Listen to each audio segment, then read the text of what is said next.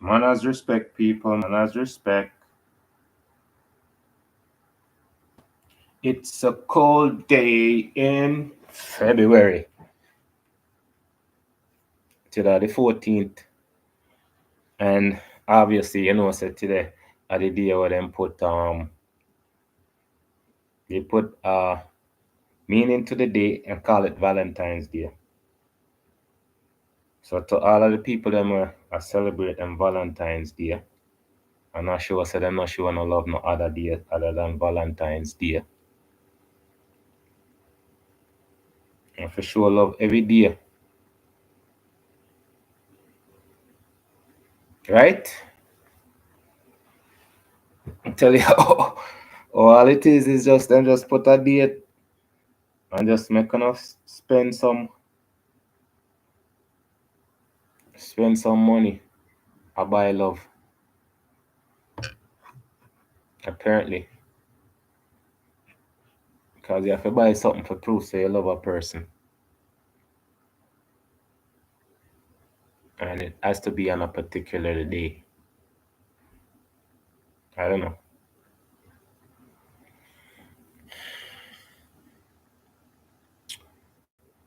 As we proceed, people, we still have to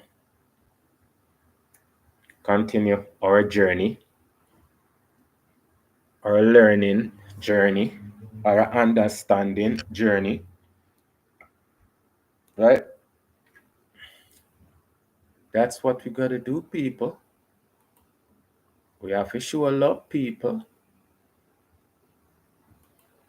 We have to show love. We have to care a little bit. We have to understand a little bit. I'm actually getting so much information. It's like me turn around left, right, and center. It's just information, more information, understanding. And I'm so happy with these people that are finding me to highlight. Okay, so yesterday, the person one I highlight, I talked about her already. She's on Instagram. So I reach out to her. She could be a hero too, She's a hero because you see, she what she's doing. She have put her to a certain time. People do certain things. Other people don't think it's good for, and so people put them life in a danger for always talk the truth, right? And I don't think that's wrong. I don't think that's wrong. So people if put them life in a danger to tell the truth and then be persecuted for it. So when I was looking, well, when I was telling some the information and just come right. So me click on this. Garvey stole my ideas, and it said the polymath who inspired Marcus Garvey and accused him of stealing his ideas or his story or whatever. So I said, because there's so much connection with people. That's one of the things, right?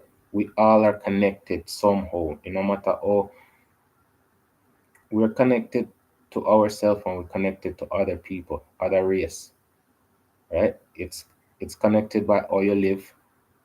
It's connected by how you get along with other races. It's a full race is it's so rich with culture, so rich with great people. That's supposed to be our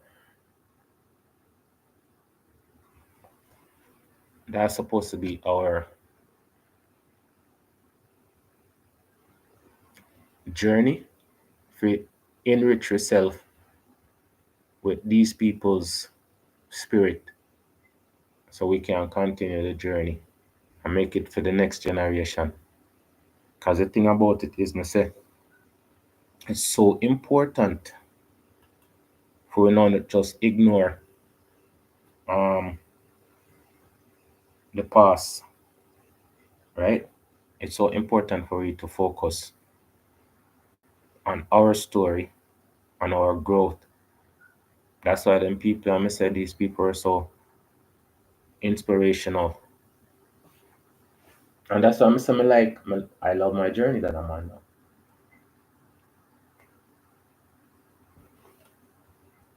So I click on this channel, just 8 minutes of brother talk for, and listen what I'm have to say as we proceed. No. And then his impact is so far out. There's a historical figure who many people don't know about. No. Right? And then his impact is so immense. It's kind of sad, but we're gonna teach the people today. Please speak about Hubert Harris. All right. Hubert Harrison was a prominent, you can't even call him a civil rights activist. You could call him a thinker, an organizer, an orator, a writer. I mean, this guy, philosopher, he was like the traditional polymath, is what the term is, right? He knew a lot about a lot of different things, spoke different languages, could read in different languages. I mean, but the thing is, nobody talks about this man. Nobody talks about him.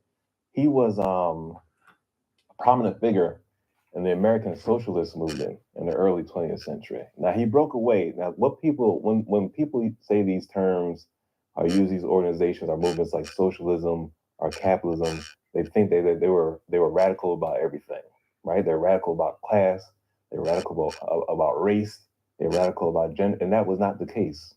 Harrison found out during his time in the socialist movement that they were not as progressive about race as they talked or he thought they should be. So he broke away from that. He started his own movement. You know, he was a very influential on Marcus Garvey. He was very influential on other Black radical thinkers in the early 20th century. He was a person who started organizations. He's a leader in a movement that was called the New Negro Movement. He started a publication called The Voice. He was a very influential writer, and when Garvey started the UNIA, he was a very prominent writer in that movement. So his role in the early Negro movement is immense and touch a bunch of different areas: the arts, literature, education. He would start these lyceums where groups of men and women would get together and really self-educate and read and debate and talk. Some people go to New York now, and it's as prominent as it used to be decades ago, but like the street corner preaching and those who would give lectures on the corner. He was an early proponent of that and was great at it and would captivate. You see, the thing about Harrison that people have to recognize too, he was very concerned about reaching the masses, not only giving the message, but learning from the masses as well, right? Where organizations like the NAACP were kind of middle class focused, or he felt like the socialist organizations were more concerned with the middle class, or even the CPUSA, the communist movement, they were concerned with the middle class. He was always about those who are overlooked, the masses. Not only again what he could teach them, but what he could learn from them as well. And that's who his preaching and speeches were directed to. Now, he's problematic for a lot of persons because even today, because there are two things he was against that the African American community is still very ambivalent about today. Number one, capitalism. He was anti-capitalist. Number two, he's anti-church, anti-religion, period. Right? He was hardcore science, reason. He didn't want anything to do with religion, right? If it couldn't be proved by logic, he didn't want to touch it. And that made him somebody who was not very popular. Another thing that Harrison has to be credited for, what made him different from a lot of mainstream leaders, is that he did not want to take support from the white community for his organizations, right? He wanted to be Black, supported by the Black community. He wanted to focus on Black issues, and that kind of set him apart too as well. But yeah, overlooked figure who was very influential on a lot of people who came. J.A. Rogers, A. Philip Randolph, Marcus Garvey. Well, Rogers and Randolph, if you read their writings, they talk about how brilliant he was and what a great speaker and orator he was. But if you read his writings, there's a collection of writings that are available. You get a book of them. I mean, man, he's everything. He wrote about everything, talked about everything, but greatly influential and overlooked. We spoke about the influence, right? Yeah. But some people argue that Marcus Garvey pirated his ideas. Harrison said that. Harrison said He said everything good about the UNIA he took from the Liberty League. He took from the Liberty League. Okay, so you see, you could say he pirated or him take the best of it and implement it into his philosophy, right? So again, nowadays they never get credit for what you do. So back then, trust me, I don't really think you'd get credit for being great. So just to say the pirate part, just. But again, he was inspired to do good with what him learned from the man, right? So, and some of these people, I tell him I go research them to and find out who they are, because this is how I got to this gentleman, right? He was before Marcus Garvey. See it. He took from the Liberty League. Please elaborate on that. What are your views on that? Well, I mean, Harrison was I think Marcus Garvey took from Harrison mainly was this race consciousness piece. Black pride, trying to uplift the black race in terms of his consciousness about not being the inferiority complex that many African Americans were experiencing at that time. But he was also an internationalist. He was looking at making connections, for instance, between the Caribbean community and the African American community in this country, where there's been a rift or wedge between those communities throughout history. That is so funny, because when I called in a couple night last week on that show, that was one of the statement that was made, that Caribbean people always have issues with the American people, and the American people have issue with the Caribbean people. Well, that is, we are people. We are still the same people. We just can't get over our differences. It's so sad, It's so sad. Say the issue we have between each other, right? It's it's funny, because it shouldn't be an issue. I shouldn't be warring with somebody over where they're from, what they like. Them things that is so insignificant. It's so meaningless for those things be the major things. Why we can't communicate? Why we can't understand, say, different it's different people, similar situation, different culture, similar situation, different language, similar situation. We get away from the similarities and highlight the negative, highlight the things that we can't change. How is that? We highlight the things that we can't change, instead of highlight the things that we can change. How we talk to each other, respect, understanding, communication. Those things can change. My skin color, I do not want to change my skin color.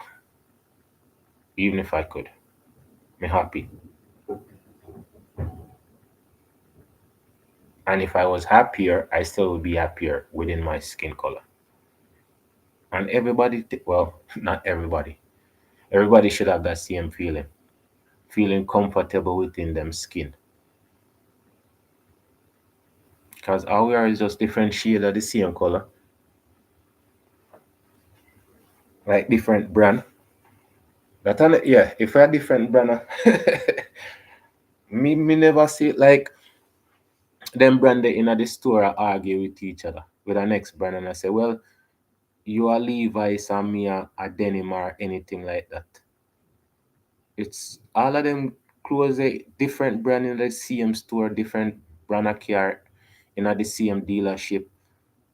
It's it's so mind boggling the things them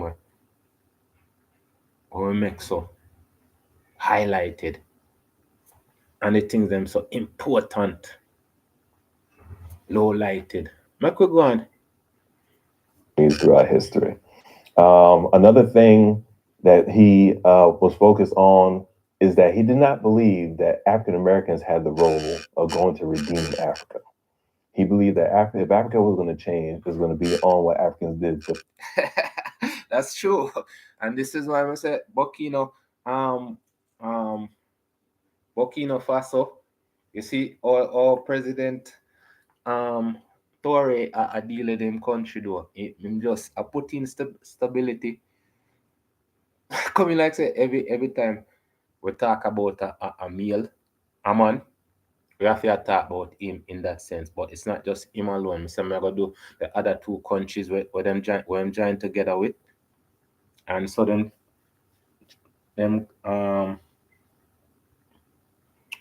join them own group where them support each other, each country. Them can so if you start war against one country, you have to start war against all the country them.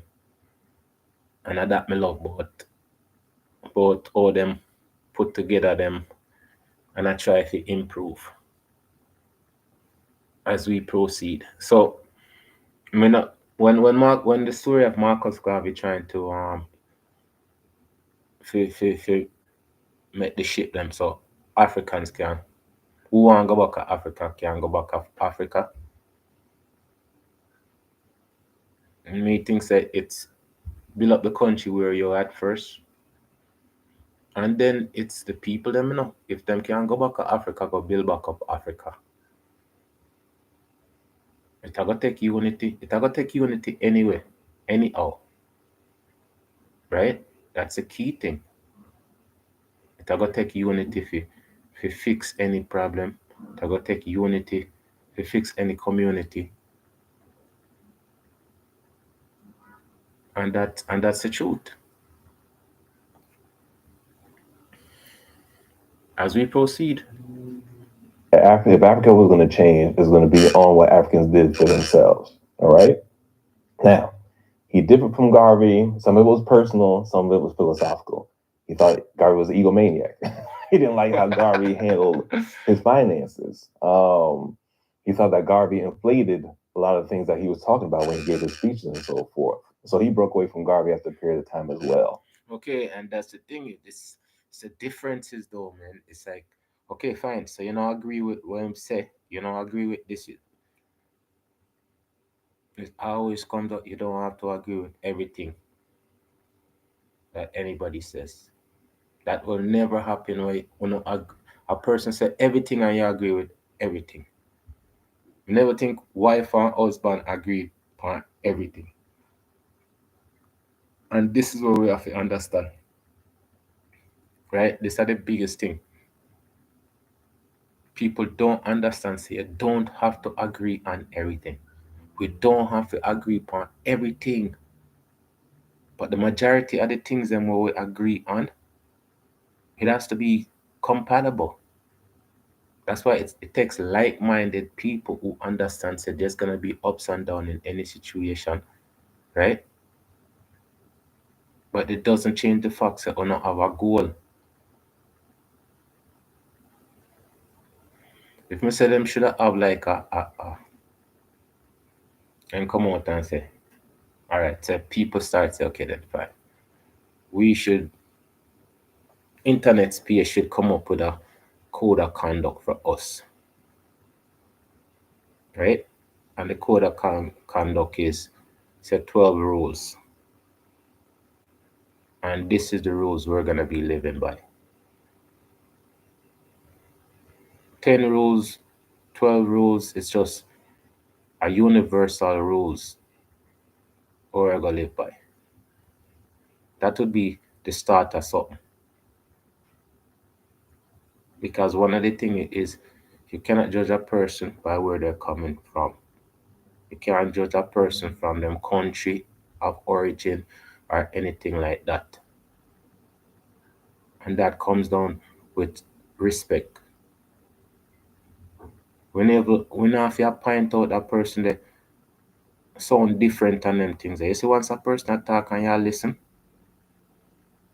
and if you don't understand, you ask question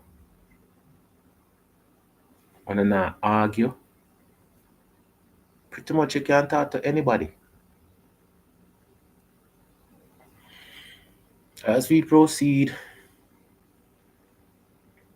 A lot of things that he was talking about when he gave his speeches and so forth. So he broke away from Garvey after a period of time as well. Another part that they differ with, Harrison was not really a firm believer in some like a vanguard, a leadership that was going to bring Black people out of their condition. He was a believer in the masses doing for themselves, a community doing for itself. So he was not a fan of, Du Bois's talented tech. Like it's going to be the educated elite in the African American community that are going to change things. He didn't believe in that. He didn't believe in Garvey's view that some leader was going to come out again, the Black Messiah thing. Some Black Messiah was going to come in and change the conditions of African Americans. And he saw Garvey. I think he saw it a little dangerous. That Garvey thought he was kind of this Messiah figure who was going to lead people back to Africa to change their condition. So they're different on many things, but again, he himself said that if there's anything good about the UNIA, Garvey got it from me. And again, the organizations that he started, the Liberty League and the Voice, as far as the paper. And by the way, the Liberty League, I think, was the first mass Black radical organization in this country. And Hubert Harrison started that. All right. So they had their differences, but again, the influence that he had on various leaders was immense. And why do you think history has kind of left him out of the pages? Everything that we value in this country is very important. The two major things: the capitalist stance, the value of capitalism, and the religion. He was against both of those, so he's not appealing in any way. He did not again seek support from the white community, and he was against many of the leaders that have been upheld throughout history. He was against Booker T. Washington and the Tuskegee Machine. He was not a fan of Du Bois. For instance, I don't know if some of you or people watching this may know, Du Bois wrote this piece called "Closing Ranks" when he was trying to get a job with the government. And he was basically telling the African American community to, I think the line he was like, put aside your petty grievances or something, like overlook all the racism and all the torment to support the war effort. This is all about. And Harrison basically said that because Du Bois wrote that piece, he's unfit to be a leader in the African American community, right? Because the compromise, we're going to overlook all this and support the war, basically because you want to get you're trying to get a government job, whatever the case may be. And another thing, he was immensely critical of a lot of people and a lot of philosophies, and that rubs people the wrong way. So I think that's another reason why. I mean, he wasn't really supportive of a lot of the movements that we support today. I thought were so grand back in the early 20th century. so the man have his own opinion. The man choose to do what he want to do. Agree with a lot of the people them, right? So even though the man did a great job, the people them still say, okay, we're not interested in you because you don't agree with what we agree with. And that's how you're gonna find yourself, if you don't agree with what everybody agree with, you're gonna be on the outside. You're always gonna be on the outside. If you're gonna be looking in, but I know you're gonna be on the outside.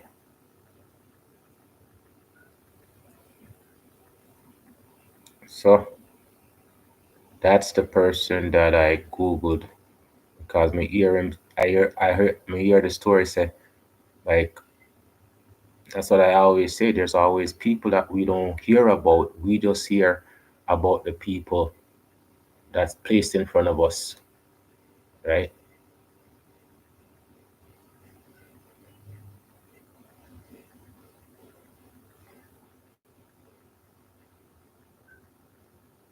And just place in front of we for we say accept this person as the leader of our culture.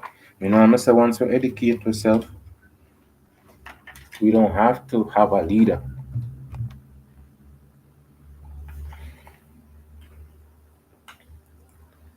So that's Hubert Harrison. Okay, I'm a Google him. And I'm telling some people once you know Google him look like Marcus Garvey for real, you know. He looks like Marcus Garvey for real.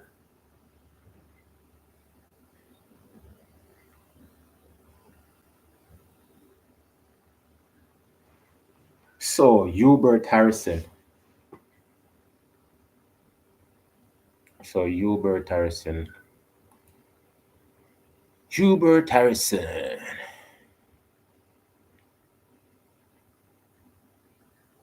Hubert Henry Harrison.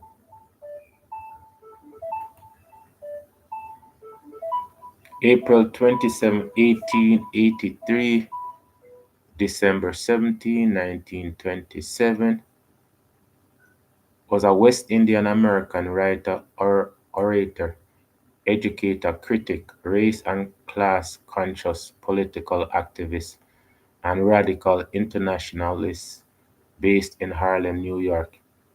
He was described by activist A. Philip Randolph,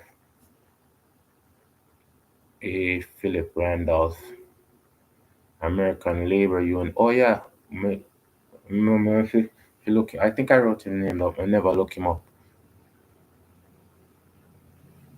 I just did read the just small bio on him.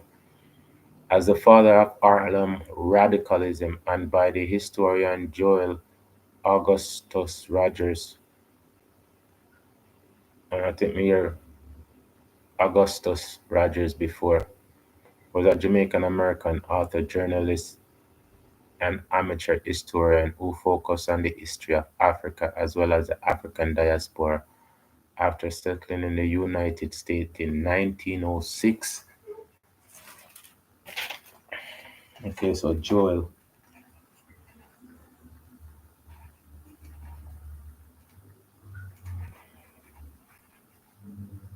Augustus, Augustus, August. That name the nice. Augustus Rogers, original Mr. Rogers,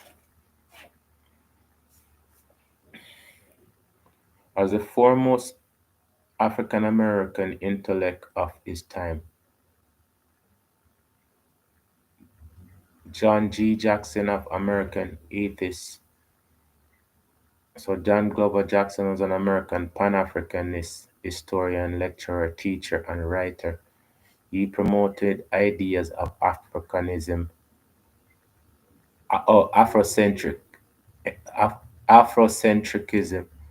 Jeez, Afrocentricism, atheism, and Jesus Christ in comparative mythology. So John Glover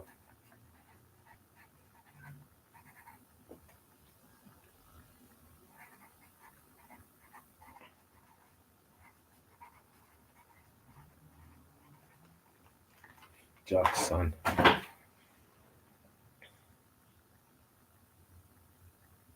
American Atheist. American Atheist is a non-profit organization in the United States dedicated to defending the civil liberty liberties of atheists. What? Wow. I'm actually have one American atheist group organization. So the people, the atheists don't believe in God. I maybe I have to go do a detail on that, you know. But they just don't believe in existence of a God. It provides speakers for college, university, clubs, and the news media. It also publishes books and American Atheists. Oh, I can't believe this. American Atheists describe him as a black Socrates. Okay, so Socrates, I don't know about Socrates. I think that's the proper pronunciation of his name. I'm just loving them school class here with me, you know. philosopher from Athens who is credited as the founder of Western philosophy, the founder of Western philosophy. So there's no philosophy before him in the Western hemisphere. And as among the first moral philosophers of the ethical traditions of thought, an eg, enigmatic figure, enigmatic figure. Socrates authored no text and is known mainly through the posthumous account of class. So that means that someone I probably couldn't read. I mean, write. An immigrant from St. Croix at the age of 17, Harrison played significant roles in the largest radical class and race movements in the United States in 1912 to 1914. He was leading black organizer in the Socialist Party of America. Socialist Party of America was a socialist political party in the United States formed in 1901 by a merger between the three-year-old Social Democratic Party of America and disaffected elements of the Socialist Labor Party of America, who had split from the main organization.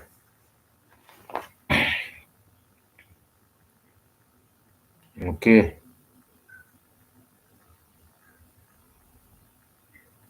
so them did have a lot of movement back in them days, like groups, organization were fight with like independence. In 1917, he founded the Liberty League and The Voice, the first organization and the first newspaper of race-conscious New Negro movement. I tell you, I have lots of movement. New Negro is a term popularized during the Harlem Renaissance, implying a more outspoken advocacy of dignity and a refusal to submit quietly to the practice and law of Jim Crow racial segregation. From his Liberty League and Voice came the core leadership of the Individuals and Race Conscious program of the Garvey movement. Harrison was a seminal and influential thinker who encouraged the development of class consciousness.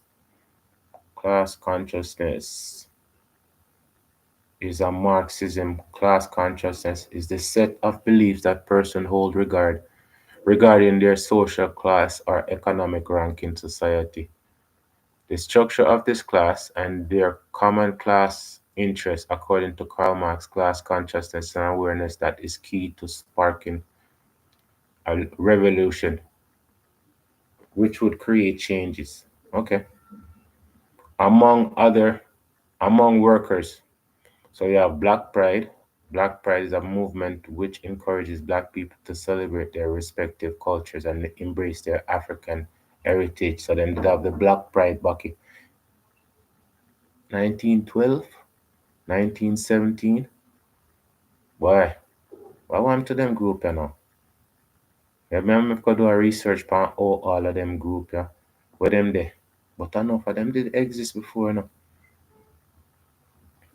Okay, so you have the agnostic atheism, agnostic atheism, or atheistic agonata, what the agnotism. Agnotism is a philosophical position that encompasses both atheism and agnotism. Agnostic, agnost, agnostic atheists are atheistic because they do not hold a belief in the existence of any deity, and they're agnostic because they claim that the existence must be the existence of God doesn't exist. Okay, so them did have all kind of them have circular humanism. Circular humanism is a philosophy, belief system, or life stance that embraces human reason, logic, circular ethics, and philosophical naturalism, which specifically rejecting religious dogma, supernaturalism, and superstition as the basis of morality and decision making. So them reject them things here: religion, dogma, supernaturalism, dopey, and superstition. Social progress, progressivism, social progressivism. Oh, social progressivism. There, progressivism is a left-leaning political philosophy and reform movement that seeks to advance the human condition through social reform, primarily based on purported advancement in social organization, science and technology. Adherents hold that progressivism as a universal application and free thought. Look how much group, man. Free thought. Free thought is an unorthodox attitude or belief. Oh, I thought that was a group too. He was also a self described radical internationalist and contributed significantly to the Caribbean radical tradition. Harrison profoundly influenced a generation of new Negro militants, include A. Philip Randolph, Chandler Owen, Marcus Garvey, Richard Benjamin Moore, W. A. Domingo Williamsburg. Okay, A. Philip, we talk about him already. Him are the labor unionist and civil rights activist. Look very educated, sir. We have Chandler Owen, was an African American writer, editor, and early member of the Socialist Party of America. Born in North Carolina, he studied and worked in New York City, then moved to Chicago. For much of his career, he established his own public relations company in Chicago. We are telling the people them smart. Okay, we know Marcus Garvey already. Okay, Richard Benjamin Moore. Richard Benjamin Moore was a Barbados born Afro Caribbean civil rights activist, writer, and prominent socialist. He was also one of the earliest advocates of the term African American, as opposed to Negro or Black. Okay, okay. Richard Benjamin Moore. I forgot. Write him down. Me tell you, say, that's why I come with the empty book, you know, because I tell you, say, one page full already. So that's why I say I can go through so much of them people upon a daily basis. Just to show greatness. Just to show greatness. What we supposed to highlight. Right? Are we supposed to highlight them things, you know? Until say if you have a t-shirt with all of them people upon the face, man. Upon at least, you know, them face and them accomplishment. Okay, so Richard Benjamin Moore. We have W. Wilfred Adolphus Dami, Damin, Domingo.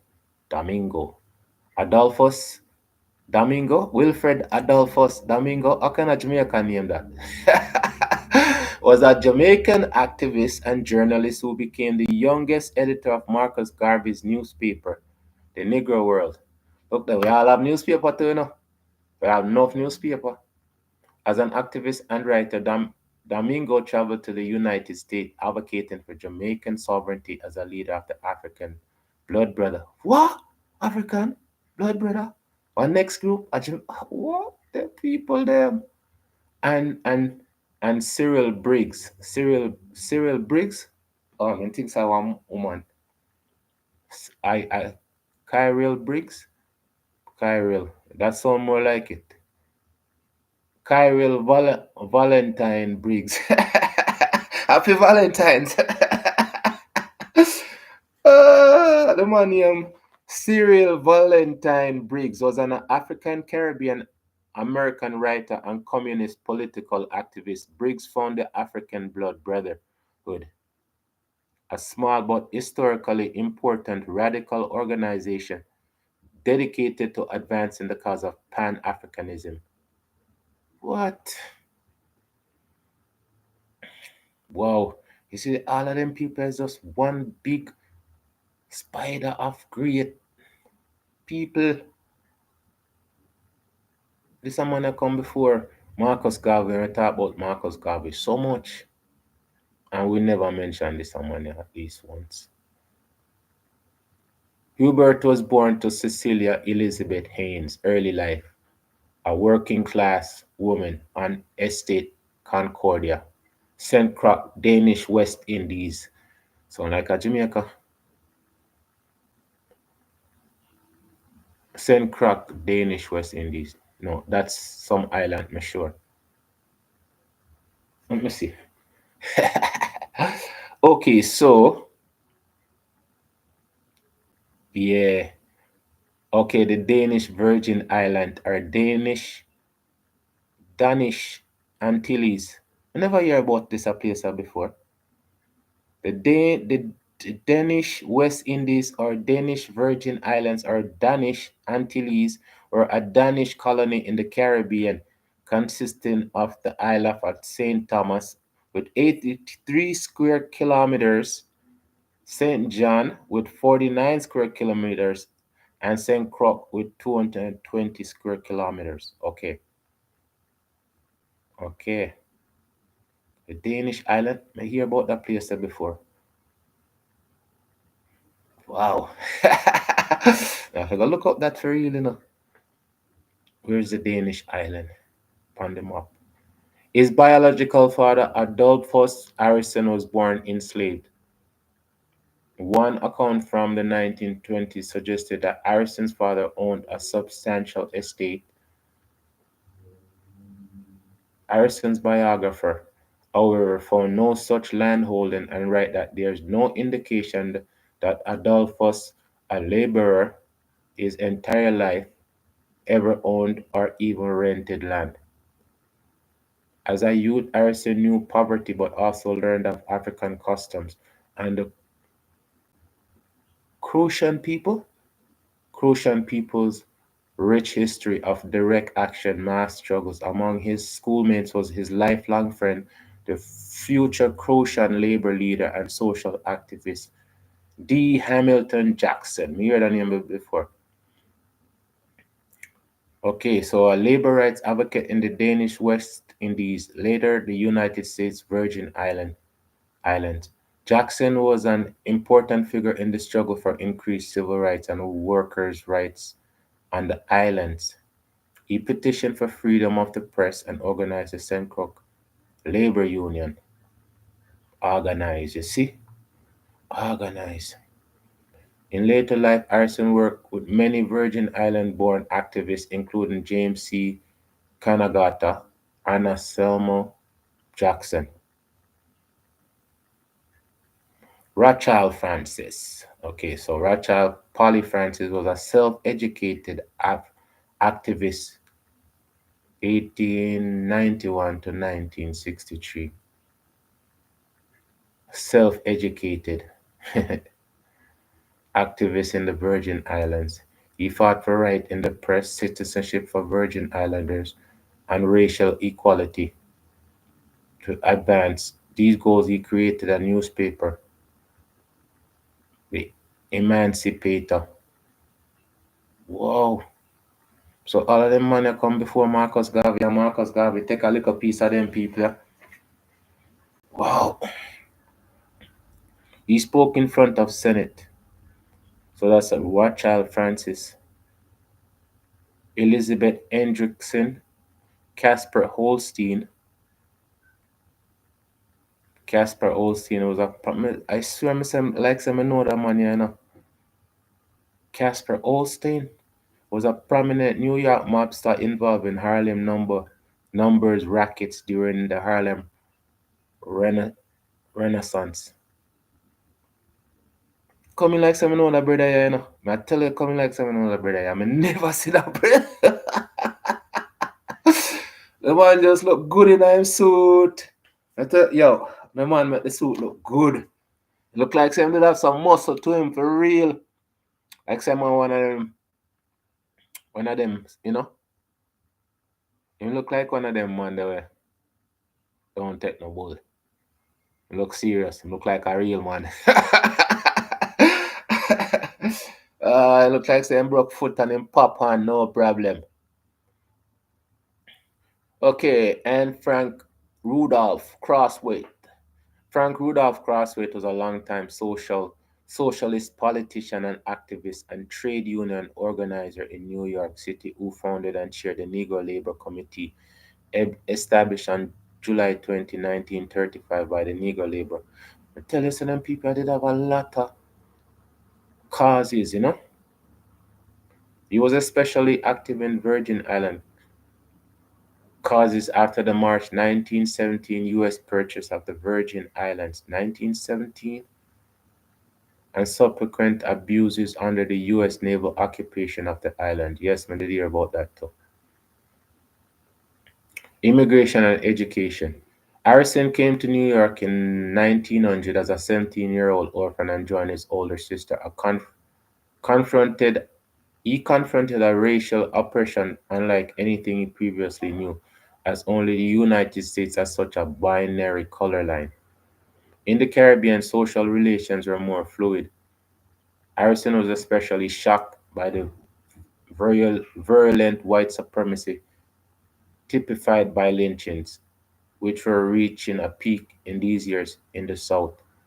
They were a horror that had not existed in St. Croix or other Caribbean islands. In addition, the fact that in most places black and people of color far outnumbered white meant they had more social space in which to operate away from the oversights of whites. In the beginning, Harrison worked low-paying service jobs while attending high school at night. For the rest of his life, Harrison continued to study as a audiodidactic, audio, autodidact, autodidactism,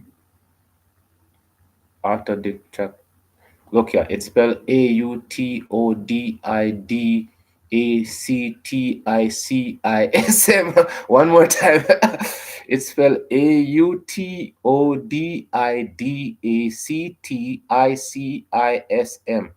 So it's AU autodidactism, autodidactism, or self-education. Why can't you guys just use self-education instead of using this incredibly tongue twisting word for? I'm just saying, just to prove even a person I can. uh, so self-education is the practice of education without the guidance of school masters or school teachers. While he was still in high school, his intellectual gifts were recognized. He was described as a genius in the world. In the New York World was a newspaper published in New York City from 1860 to 1931. The paper played a major role in the history of American newspaper as a leading national voice of the Democratic Party from 1883 to 1911 under publisher Joseph Pulitzer. I think Pulitzer, as Joseph Pulitzer, I think what them name that prize they after. I forgot find that out still. So them write him up in the paper, say him smart. At age 20, he had an early letter published by the New York Times in 1903. He became an American citizen and lived in the United States the rest of his life. In 1909, Harrison married Irene Louise Houghton. They had 4 daughters and 1 son. So you see, the video I do one night with the professor said the marriage rate in our culture up, up, up. Manners, respect. Daniel speak. Happy Valentine's to you too. I said the professor said before our marriage rate is high. We had We had a relationship between man and woman. Seriously, we had a relationship, which means a marriage relationship. We had family, right? And it's way down now. This is what I said, communication between us. Before we did only used to talk to ourselves, you know. You don't know that. Before we only used to talk to ourselves, because only we used to talk to each other. Nobody never used to talk to we. So we had to be able to communicate each other over a consistent basis of time. Manners, respect, understanding, empathy, all of them things. I'm gonna tell you, it's just so amazing how we used to be and can be if we choose so. And that's what we don't choose. We don't choose this. And this is why I am so loving this. I'm honestly loving the very fact that we history is so rich and it's right at our fingertip for us to highlight these people. Career. In his first decade in New York, Harrison started writing letters to the editor of the New York Times on topics such as lynching, Charles Darwin. Oh yeah, this guy again was an English naturalist, geolo- geologist, and biologist, widely known for his contribution to the evolutionary biology. His proposition that all species of life have descended from a common ancestor is now generally accepted and considered a fundamental. Yeah, so all in them times that them a look on this man and tell him say maddy, maddy, maddy. That's why we love them things because these things are irrefutable. No can go against it, show the facts. This is why it's so important for we pay attention to them things here because even then them they just say them stuff that never mean nothing. And it's proven say it never mean nothing. Enough things what them a say nowadays don't mean nothing the same way. It don't mean nothing. So Charles Darwin theory of evolution is the change in the heritable characteristic of biological populations over successive generations. It occurs when evolutionary processes such as natural selection and genetic drift act on genetic variation resulting in certain characteristics becoming more or less common. So which means if you find a smart person, right, to be with, yesterday the professor, one of the program I was listening to, and the man did that talk about, oh, this woman and this man of no good got together and then they had this kid and there was no hope for this kid because from these two people got together, it was total destruction.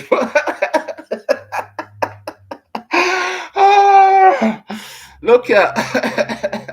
When I listen to this man talk straight. Him just talk.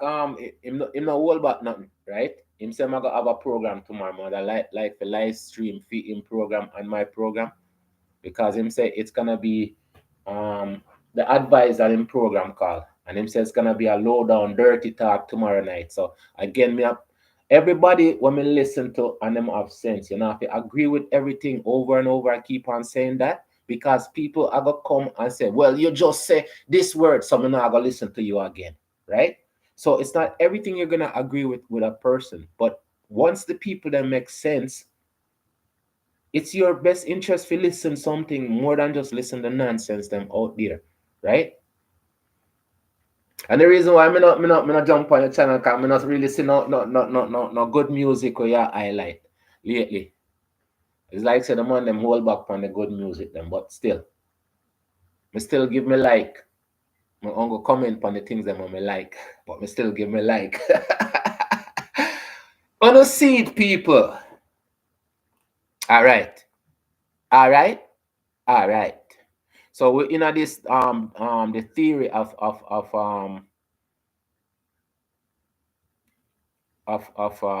this Charles Darwin.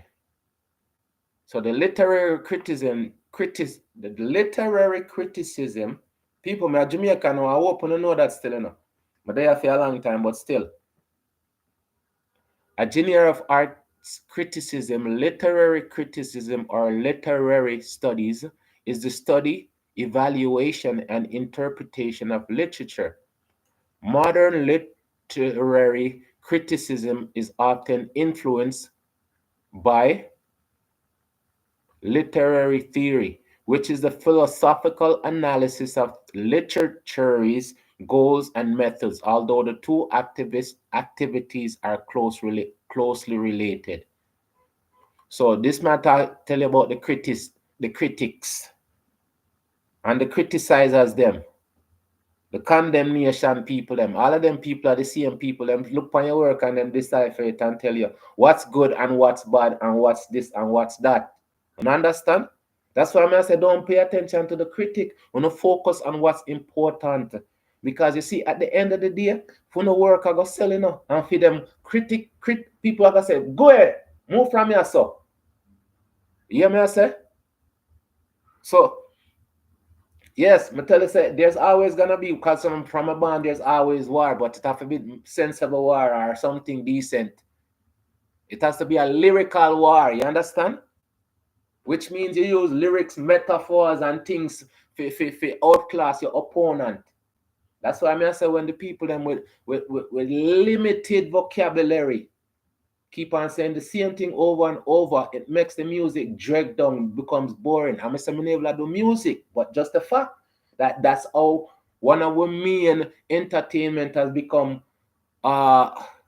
dregs, let's say. Because when we did have Professor Nuts, when we did have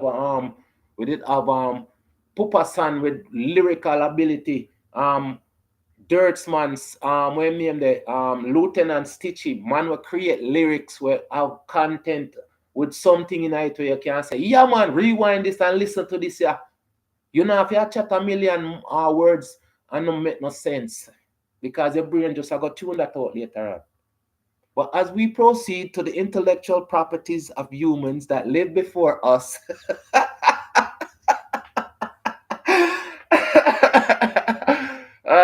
people, this me say, these critics sit down there and talk about things where them can't do.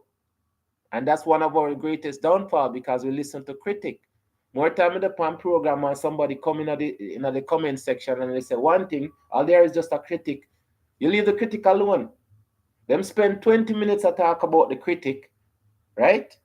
When they're supposed to say, okay, critic, I know who you are, and move on.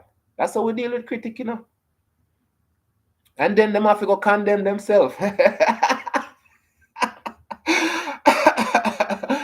of that, they might try to do to you when they might criticize you. Because most of the time, them not say, okay, this what is you can improve on, or that you can work on, or whatever. Them just say, oh, you need to put everything in the garbage and dash away. Again, I thank my subscribers because I get a few of them. So that means where them listen to the like what I say. Thank you. As we proceed.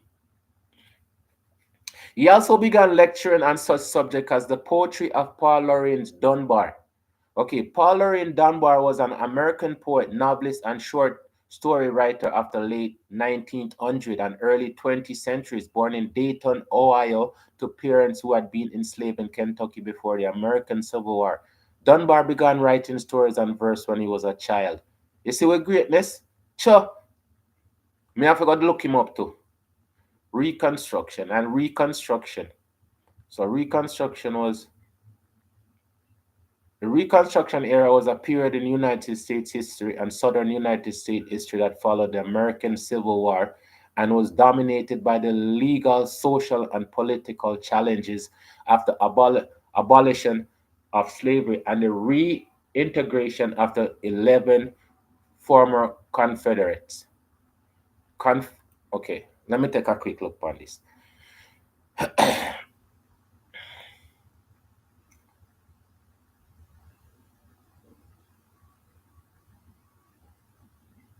So the American Civil War, April. Okay, the Reconstruction was a period in United States history and southern United States history The history of the southern United States spans back thousands of years to the first evidence of human occupation. The Polydonians Indians were the first people to inhabit the Americas and what would become the southern United States by the time European arrived in the 15th century. That followed the American Civil War, April 12, 1861 to April 9, 1865, and was dominated by the legal, social, and political challenge of the abolition of slavery and the reintegration of the 11 former Confederate states into the United States.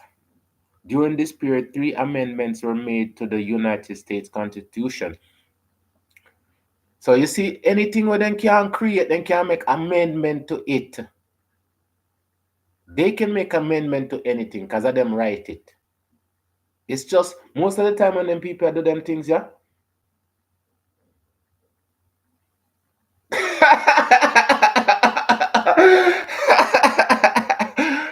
There's nothing to talk about, but them just don't have the imagination. I tell you, said there's so much to talk about, but them just don't have the imagination. Them just a repeat what other people are say. I could be doing the same thing. I jump on YouTube and I criticize what everybody. Look on this a person. This a person supposed to have a YouTube channel. Look on the number. I can't do them things there. But the only thing that's gonna breed is other people doing the same thing and just hating on people. Meanwhile, we can go down in our history and find them things, yeah. These things are so it's so amazing, right? It's so exciting. It's just to see us in our state of greatness. And this is why I'm say this is what I'm gonna be doing. I'm gonna talk about other things, but until the end of the month, I'm gonna be highlighting these great people and them accomplishment. Because them go through 100 million times more than we know. And then people never have the people that never have boot on them foot.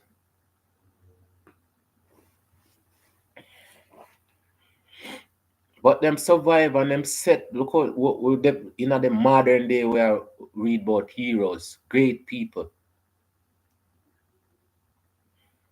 I love it. Okay, so this era it was pretty much the fight for rights and them change it, them make an amendment to the constitution to grant citizenship and equal civil rights to the newly freed slaves or freed woman, free man or free woman. To circumvent these legal achievements, the former Confederate states imposed poll tax. Poll taxes was head tax or capita, capit, capitation. Okay, CAPITATION. Capitation. Taxation. Taxation. I said them big bag of word there. Where do get them word there from, people? Is a tax levied as a fixed sum on every liable individual without reference to income or resources. So no matter where you have to get the money from, you have to pay it. And people are sick.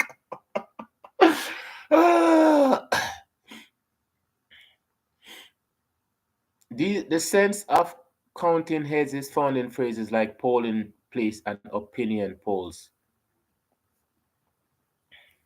So there's a lot during this time. It's pretty much about paperwork. The people them really mess up things, So them have literary tests and personal literary skill, their ability to read and write. Literacy tests have been administered by various governments, particularly to immigrants.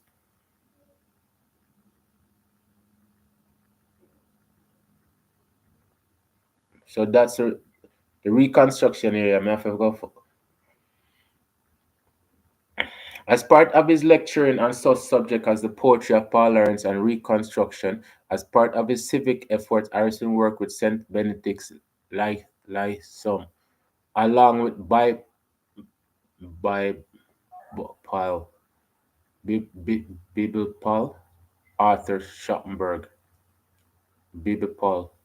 Arthur Schottenberg from Puerto Rico, journalist John Edward Bruce, and activist Samuel Duncan sent Mark's Lysom with Bible Pulse George Young, educator, activist John Dota Jones, and actor activist Charles Burrow. The White Rose home with educator activist Francis Reynolds Kaiser. Mm, Francis Reynolds Kaiser was an American suffragist clubwoman, suffragist clubwoman and educator. She succeeded Victoria Earl Matthews as superintendent of the White Rose Mission in New York City and was academic dean of the Daytona Normal and Industrial Institute alongside school founder Mary McLeod. Wow. Francis Reynolds Kaiser,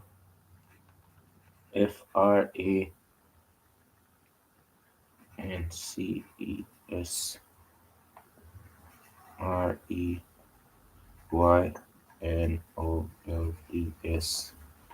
Kaiser, Keyser. Okay, as we proceed, so and colored YMC. So them in all have a colored YMCA.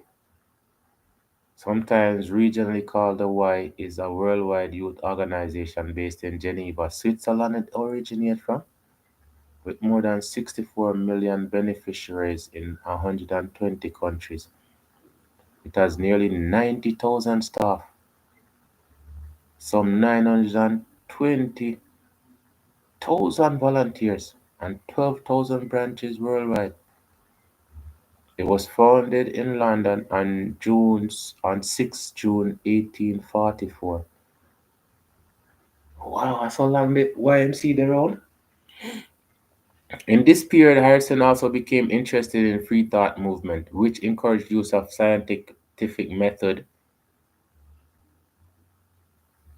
epir, epirism in philosophy. Epirism is an etymological, mological, mological, epistemological view which holds that true knowledge or justification comes only or primarily from sensory experience and empirical evidence. It is one of several competing views within epistemology, along with rationalism and skepticism, and reason to solve problems in place of theistic dogma. Theism is broadly defined as the belief in the existence of at least one deity in common parlance or when contrasted with deism. The term often describes the philosophical conception of God that is found in classical theism or the conception found in monotheism or gods found in polytheism. So these people from back then them say them want scientific proof. He deconverted from Christianity and became an agnostic atheist. Why them so much big word did exist before me come about? Wow.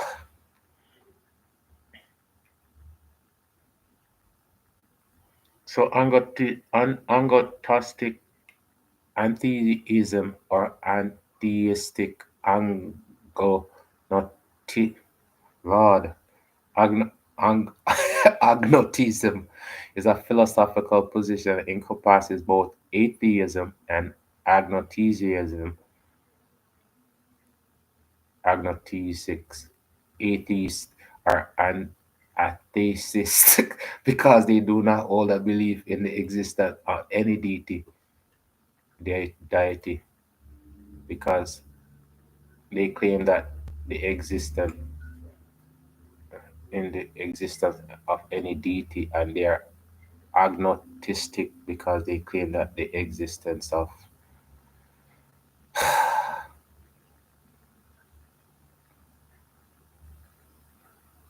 Similar, similar to Thomas Huxley. Mm-mm. I did read about him before. He was an English biologist and anthropologist who specialized in comparative anatomy. Anatomy. He has become known as Darwin's bulldog for his advocacy of Charles Darwin's theory of evolution. Okay, so the bulldog, which means he's pushing that theory extra hard. One of his influences, Harrison's new worldview, placed humanity, not God, at its center. Like Huxley, Harrison became a relentless foe of theism and religious faith for the rest of his life. He denounced the Bible as a slave master's book, said that black Christians needed their heads examined, and refused to exalt.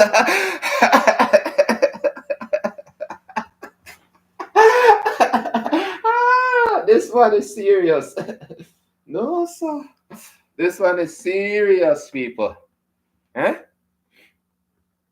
Uh, man, so no need on the head examine and refused to exalt a little white God and Jim Crow Jesus. He rebuked the famous motto, take the world but give me Jesus, saying that it legitimized anti-black racism and discrimination. He also said that he preferred going to hell than since Satan and his demons were black.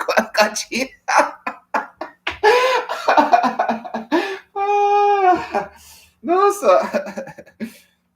The man say, "Well, go hell with Satan, cause demons were black, while God, Jesus, and the angels were white." Harrison repeatedly offered scathing rebuttals to both the Bible and the existence of God. In his socio-political commentary, thesis incensed at his outspoken disbelief, often rioted during his lectures and public speeches.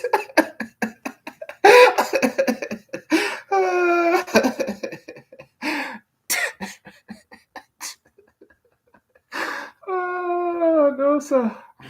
Mm-mm. So them fight over religion then, and then still fight over religion. Oh no.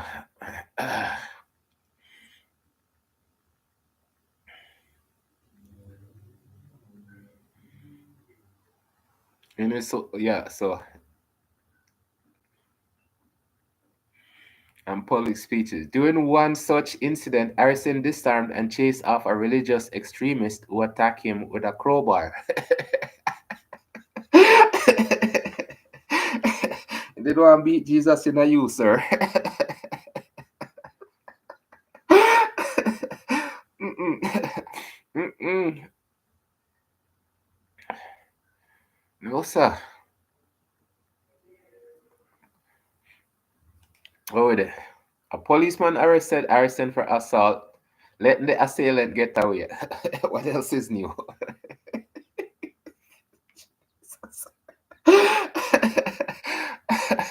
What else is new? A judge found Harrison innocent on grounds of self-defense. See? And admonished the officer for detaining the wrong person, which means then chastise him. Which means the police from but them always believe say the wrong person is always the right person. Or the right person is always the wrong person. Harrison had been arguing at his event for birth control and cascading churches for advancing racism, superstition, ignorance, and poverty. Harrison was a firm advocate for separation of church and state, taxation of religious organizations, and teaching evolution in schools.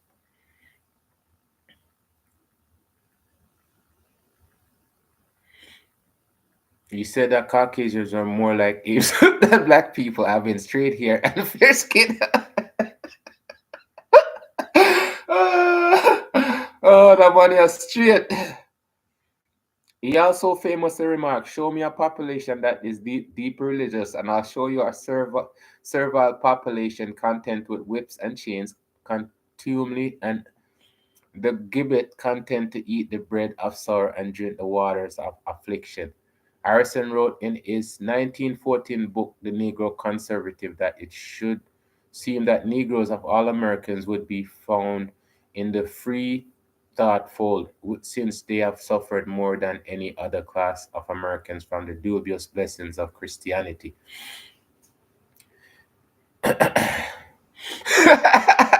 Listen to this. In 1907, Harrison obtained a job at the United States Post Office. The man is anti-system, and then the man get a job at the post office. Harrison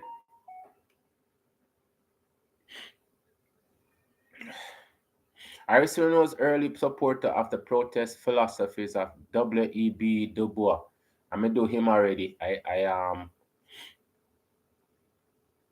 And William Monroe Trotter. He was an early supporter of them, particularly William Monroe.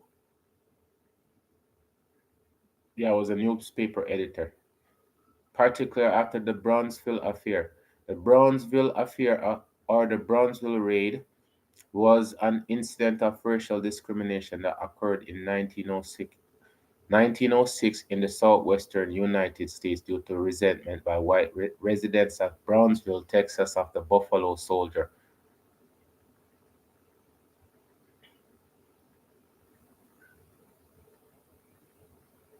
Black soldiers in a segregated unit station at nearby Fort Brown.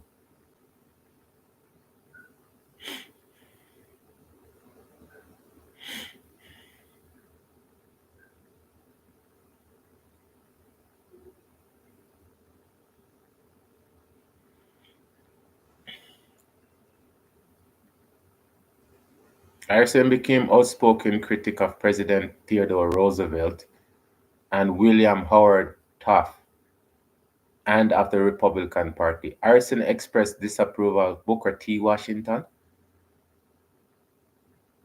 I never do him either.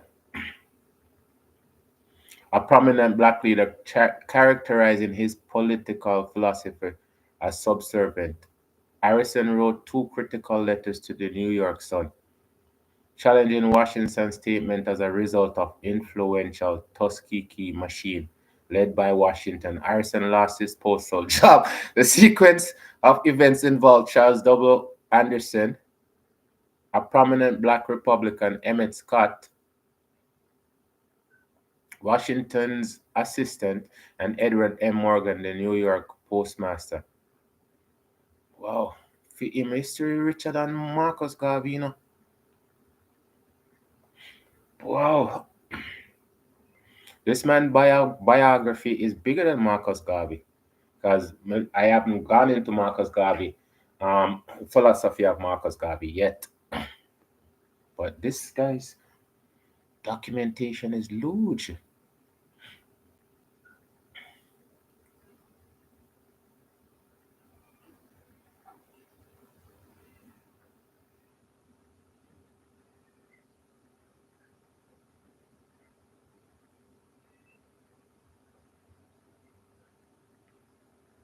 Oh, there's lots of information on this man.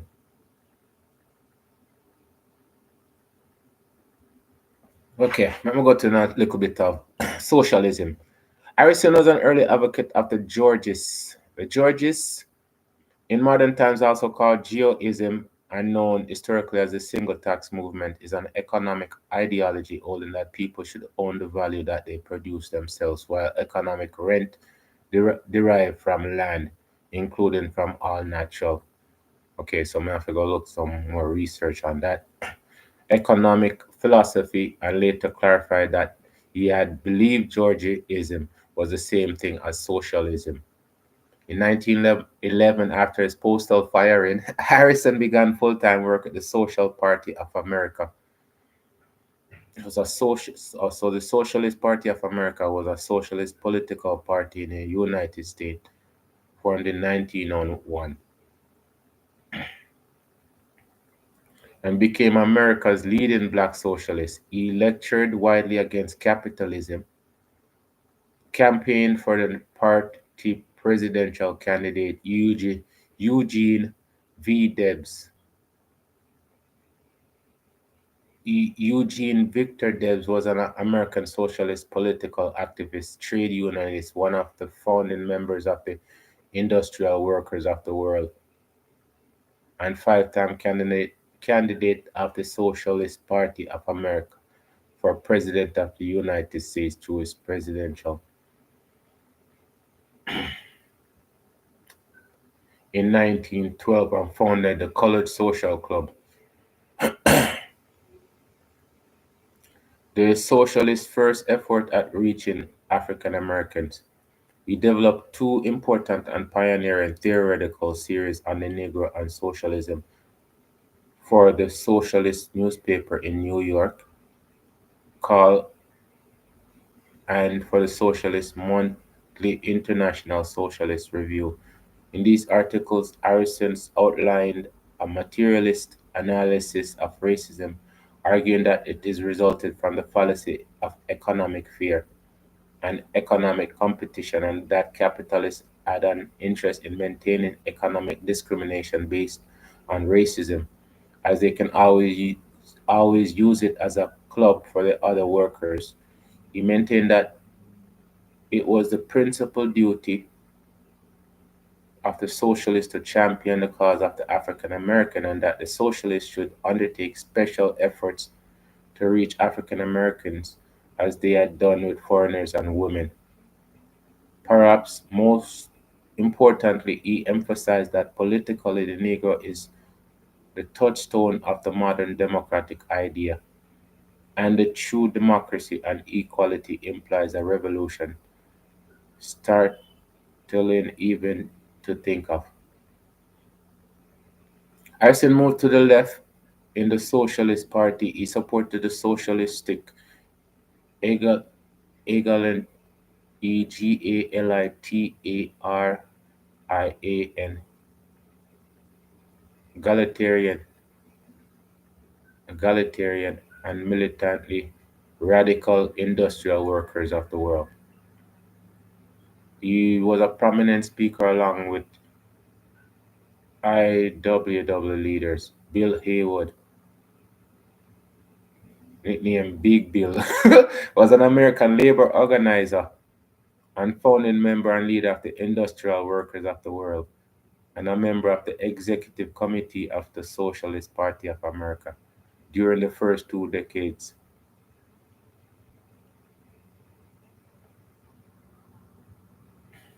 Elizabeth Gurley Flynn was an American labor leader, activist, and feminist who played a leading role in the Industrial Workers of the World. Flynn was a founding member of American Civil Liberty Union and a visible proponent of women's right, birth control, and women's suffrage.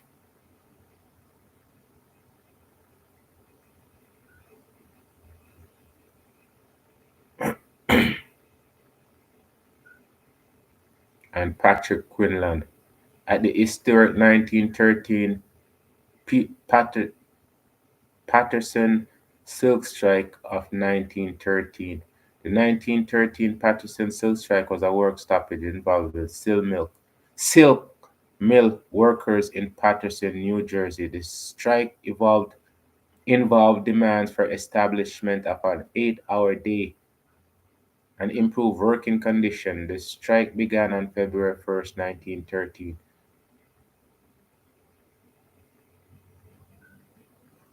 but didn't generalize until February 25th, 1913. He also supported IWW advocacy of direct action and sabotage. He commended the interracial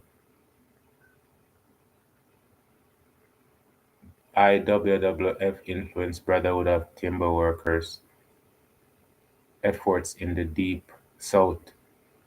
Despite his efforts, Socialist Party practice and position, including segregated locals in the South and racist position on Asian immigration. Harrison's position in the party was also affected by his alignment with its left wing and the IWW, who were engaged in factional struggle with its right wing faction. Many leftists exited after Haywood, who had been a member of the SPA Executive Committee was expelled from the party in 1912. The Socialist Party of New York was led by Morris Hillquit, a prominent figure on the right, and party leaders in New York City began restricting Harrison's activities, including preventing his own branch from having him as a speaker. Harrison concluded that Socialist Party leaders, like organized labor, put the white race first and class after. After writing a note to the NYC Executive Committee telling it to go chase its he was suspended from the party for 3 months. He resigned from the Socialist Party in 1918 before his suspension was over. But he was periodically referred to as a socialist by others for years afterwards. After resigning from the Socialist Party, Harrison increases his activism within the 1920s single tax movement. Okay, fine. So that's part one. Now I forgot to do a part two of him. This man, but me tell you, say his story is deeper than Marcus Garvey. But we have Marcus Garvey at such a high level, and I never know about this man before. I have never heard about this man, and this man was before Marcus Garvey. And the thing about Marcus Garvey thought he was like a savior to the black race when it was supposed to be empowering the black race, because until I say if the people them did have the understanding what Marcus Garvey was trying to accomplish, it would be accomplished today. But Marcus Garvey died a broken heart, die of a broken. Everybody say Marcus Garvey died of a broken heart. Him go back to Jamaica and say them people are not real, because the work when put in to inspire people wasn't inspired like that. People did want him to lead. That's why I say we are all leaders. We are the leaders for ourselves. We are the leaders for ourselves. So if we are always a wait for somebody to step up and take the bullet for all away, you know what them are gonna say? We are gonna say, oh well, next man up. When it's all we have to do is educate each other. Find them people and show them people I got you. There's so much information on this man. There is so much information on this man. And I've never heard of this man before. I feel bad not knowing him. I feel small not knowing him.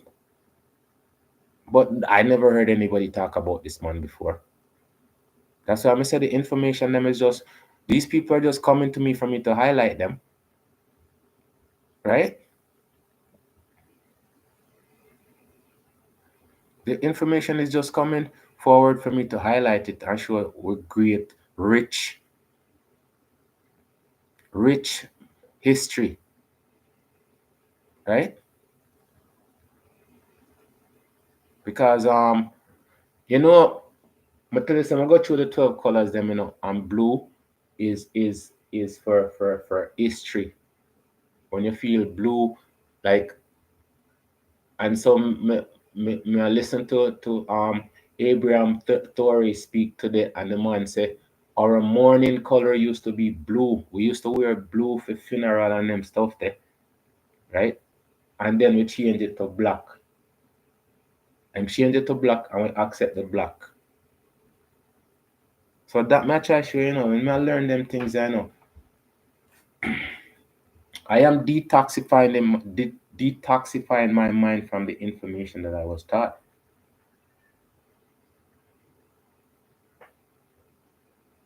So me and find out them information about them people, researching them and finding how great them is.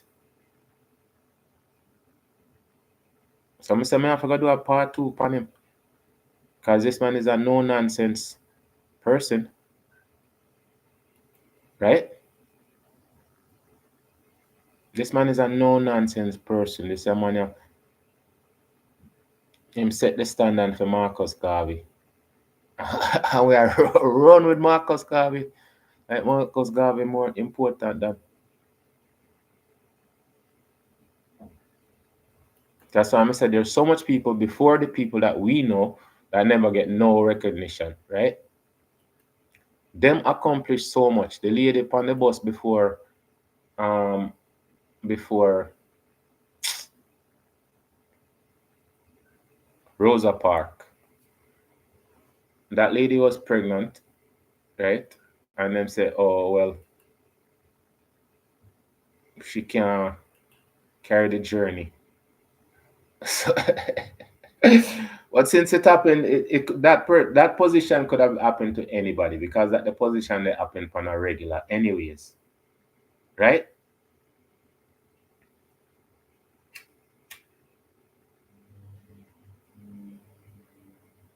So it's just Rosa Park get that the position there, but there's other heroes before Rosa Park.